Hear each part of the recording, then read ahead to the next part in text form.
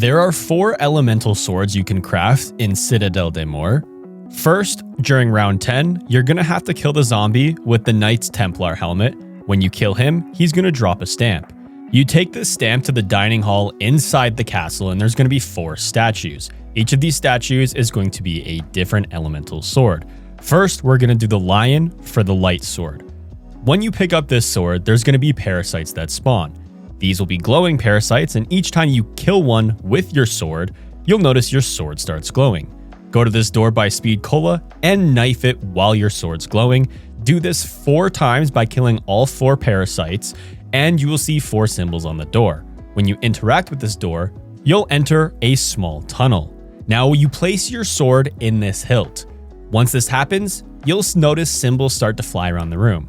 Also on the hilt, there's going to be symbols top to bottom. You're going to want to shoot these symbols in order from that top to bottom. Once you have done so, all symbols will fly towards the sword. If you mess this up, you will have to restart, and if you run out of time, you will have to wait till the next round to continue. Once you've successfully shot all 4 symbols in order, you'll be able to collect your upgraded light sword, the Salias. Once you collect another stamp from a Templar zombie and you go to the statue with the dragon, you'll be able to work on your fire sword. When you pick up the sword, go to the top of the stairs in the courtyard and place it in the hilt where this dragon is. You'll notice 3 glowing dots on a map above.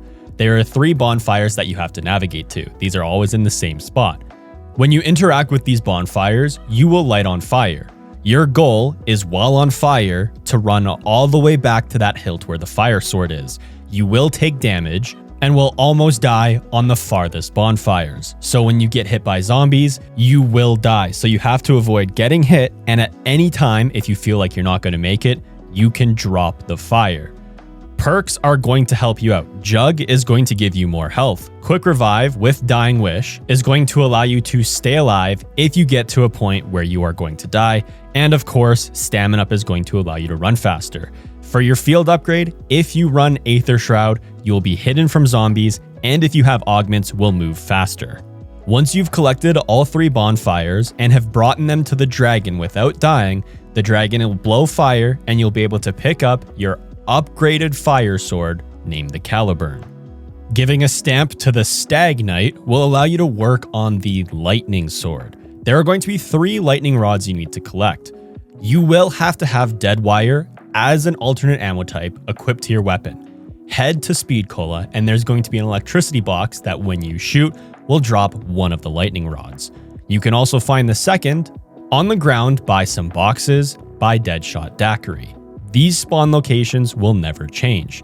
The 3rd lightning rod is collected once a zombie drops it. This will be a little bit later past round 10 in your game. It doesn't matter where you are around the map, you just have to keep going through the rounds, and eventually a zombie will drop that 3rd lightning rod. Once you've collected all 3, go to this hillside ramparts, and there is going to be your lightning hilt. Place all 3 of the lightning rods into the hilt, and a storm will start. You have to stay in the storm with your sword out. Every so often, your sword will get electrified.